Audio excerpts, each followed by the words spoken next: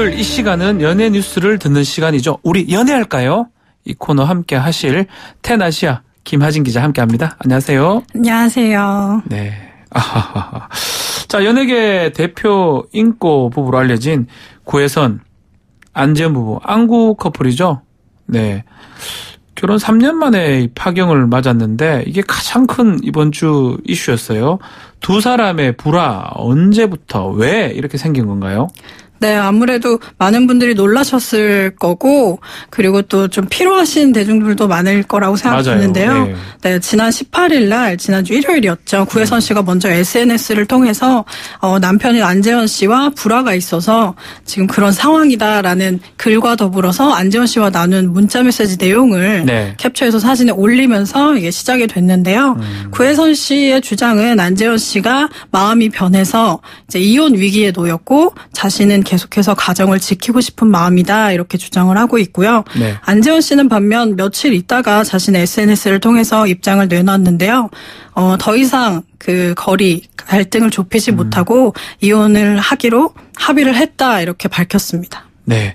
이 두 사람 같은 소속사였잖아요. 원래 안재현 씨가 소속사에 있다가 네. 구혜선 씨가 뒤늦게 참여를 한 형식이었는데 네, 결혼 후에. 그렇죠. 네. 이번 일에 소속사가 개입되었다.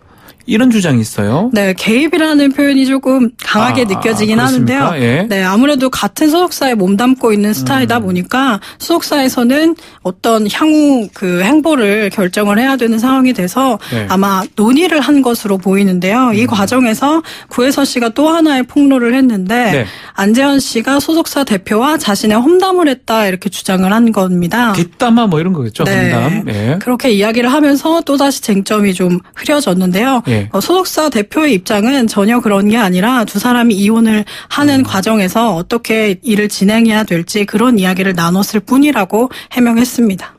자, 근데 불화를 겪고 있는데 이혼 관련해서는 조금 입장이 달라요. 네, 전혀 다르죠. 조금 다르죠. 네. 이혼하고 뭐 결혼은 종이 한 장 차이기 때문에. 네. 얘기해 주세요. 예. 네, 우선 구혜선 씨는 지금 가정을 지키고 싶다 이야기를 하면서 그렇죠. 여러 가지 폭로를 하고 있는데요. 우선 안재현 씨가 마음이 변했고 그리고 술이 취한 상태에서 다른 여성과 전화하는 걸 자신의 눈으로 목격했다 이렇게 이야기를 하고 있고요. 네. 그리고 집에도 같이 살고 있지 않는 상태예요. 지금 별거라는 거죠. 네, 그런데 네. 구혜선 씨는 별거라고 이야기를 하질 않고 안재현 씨가 연기에 좀 집중하고 싶어서 따로 당분간은 나가 살고 싶다 이렇게 이야기를 했다고 해요. 그런데 안재현 씨의 입장은 별거라고 이야기를 했습니다. 말이 좀 많이 다른데 네. 이혼 협의 과정에서도 얘기가 좀 달라요. 양측 주장을 하나씩 한번 볼까요? 네. 합의금 얘기가 있었다면서요. 네, 우선 안재현 씨가 먼저 이 이야기를 꺼냈는데요. 네. 구혜선 씨가 이혼 합의금을 달라고 요구를 하면서 결혼 당시에 두 사람이 결혼식을 올리지 않고 어떤 재단에 기부를 했습니다. 기부했었어요. 그래서 그 기부금을 돌려달라고 이렇게 이야기를 했고 그리고 안재현 씨와의 결혼 생활 중에 구혜선 씨가 가사 노동을 한 부분에 대한 돈을 달라고 노동비를 달라고 이야기를 한 겁니다. 글쎄요, 뭐 재산 분할 청구를 한 건지 위자료 청구를 한 건지 뭐 정확하게 알 수는 없지만 일단은 금액을 좀 달라는 게 구혜선 씨 입장이네요. 네, 노동비를 달라고 이야기를 해서 안재현 씨는 그 부분은 다 지급을 했다고 이야기를 한 거고요. 그런데 바로 구혜선 씨가 또 반박을 했는데요. 예. 구혜선 씨는 재단에 기부한 그 금액을 구혜선 씨가 모두 냈다고 해요. 그런데 결혼할 때 낸 비용이기 때문에 반반씩 지급을 하는 것이 맞다고 생각해서 반을 돌려달라고 이야기를 한 것이고 그리고 3년 동안 결혼 생활 3년 동안 구혜선 씨가 100% 가사 노동을 다 했다고 합니다. 네. 그래서 하루에 3만 원씩 해서 3년치의 노동비를 달라고 한 거다 이렇게 이야기를 했습니다. 꼼꼼하네요.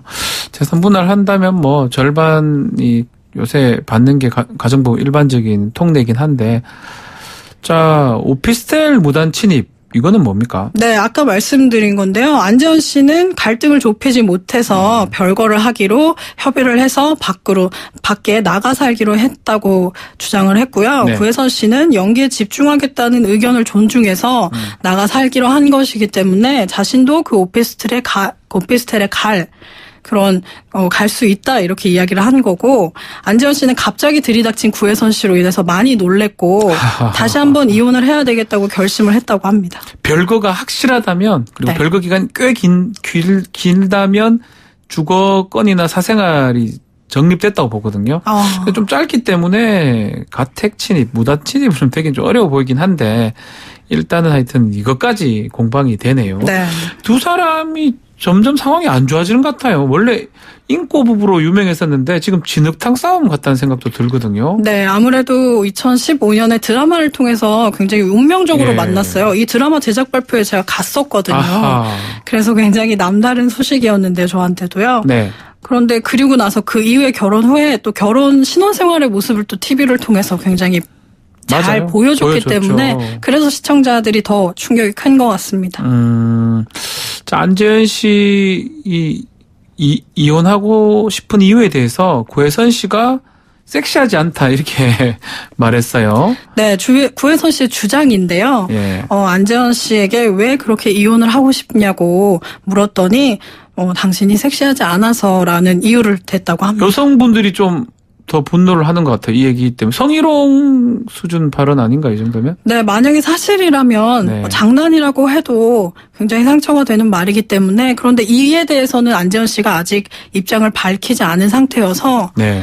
사실 여부는 좀 지켜봐야 될 것 같습니다. 야, 네. 감히 어떻게 섹시하지 않다는 얘기를 하는지 참 그렇긴 한데. 자, 일각에서는 이런 또 구혜선 씨의 대화 내용 공개 자체가 이 공개하는 게 명예훼손이 될 수 있다. 이런 얘기도 있어요. 네, 저도 궁금했는데 네. 그게 굉장히 단편적인 내용이잖아요. 네. 그 앞뒤 내용이 다 잘린 상태로 이런 경우에는 안재현 씨는 좀 억울할 수 있는 측면이 있을 것 같다는 생각을 좀 했거든요. 네. 명예훼손 진짜 성립할 가능성도 뭐 배제할 수는 없을 것 같아요. 근데 지금 이렇게 진흙탕 싸움이 된 만큼 합의 이혼은 좀 어려울 것 같아요. 그럼 재판상 이혼으로 가나? 어떻게 돼야 됩니까? 그런데 지금 이렇게 폭로전이 될 것도 예상을 못한 지금 상태이고, 예. 그리고 진행되는 상황도 전혀 예상이 불가능한 상태여서, 네. 섣불리 판단할 수는 없지만, 이렇게 되다가 또 조용히 합의 이혼을 할 수 있을 가능성도 없지 그렇죠. 않다고 봅니다, 저는. 네. 그럴 가능성도 있겠죠. 네. 특히 이 부부 방송에서 신혼생활을 공개를 했었는데, 이게 이제 이 프로그램은 추억은 아니에요. 네. 기록 같아요, 기록. 기록이 네. 돼버리겠네, 앞으로.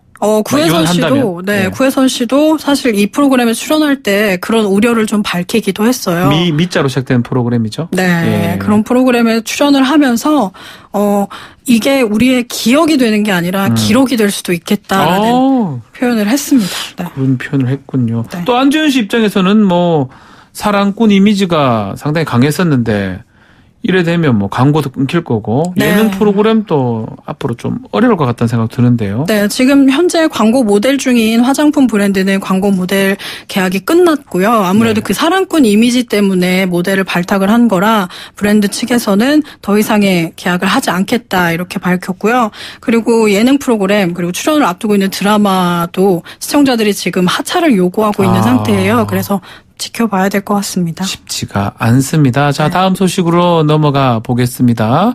자, 이번 주에 에이핑크 오하영 씨의 솔로 데뷔 쇼케이스 직접 다녀오셨다고요? 네, 에이핑크 좋아하시나요?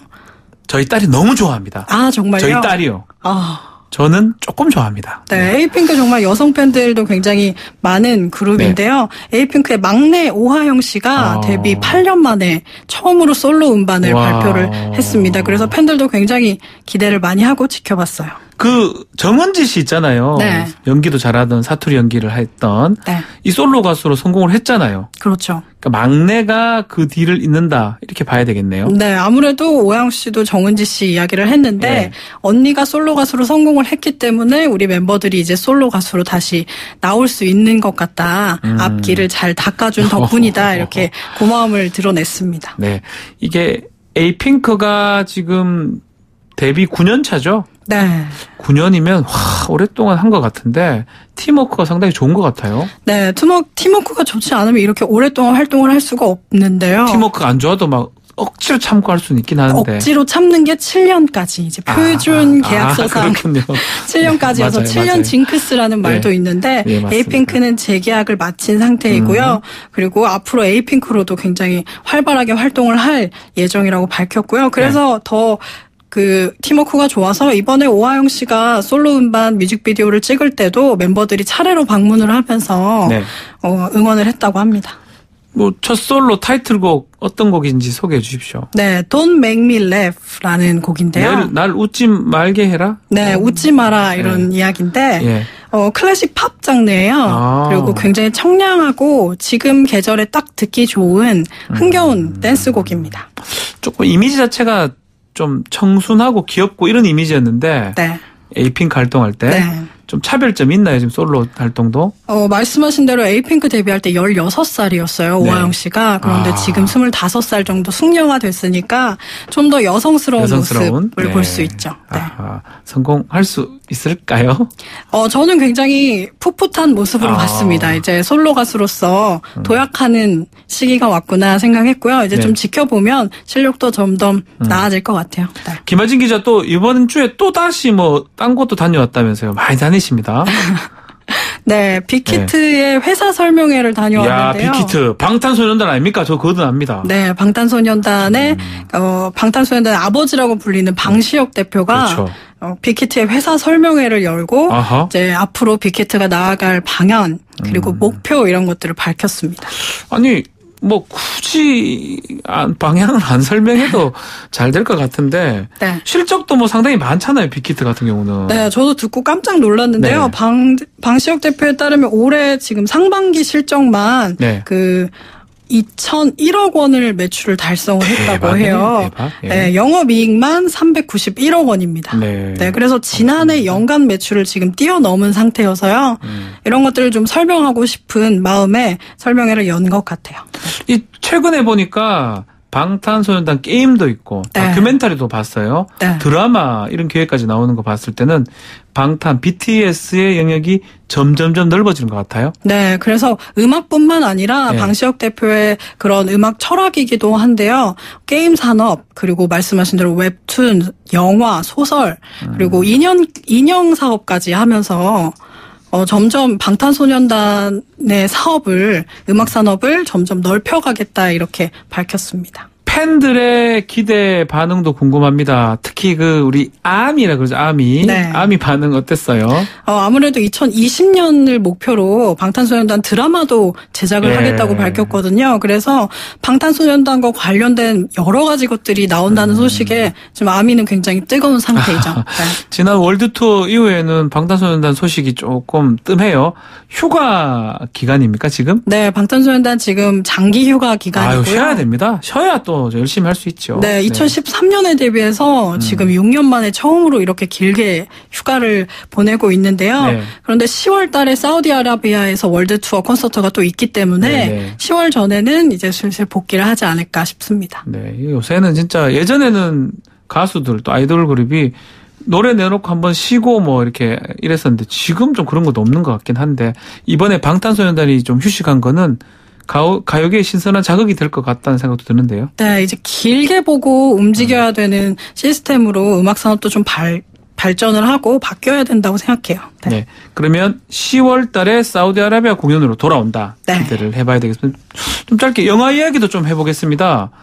또 장살이 잊혀진 영웅들 제작 보고회가 있었다면서요. 네, 9월 25일에 개봉하는 영화인데요. 네. 이 영화가 굉장히 의미 있고 역사적으로도 뜻깊은 작품이어서요. 많은 분들이 좀 기대를 하고 계시는데요.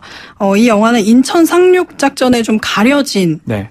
장사리 상륙작전을 다루는 영화입니다. 네. 그래서 당시에 평균 나이 17세, 훈련 기간은 단 2주밖에 안 되는 소년병들의 이야기를 그리고 있습니다.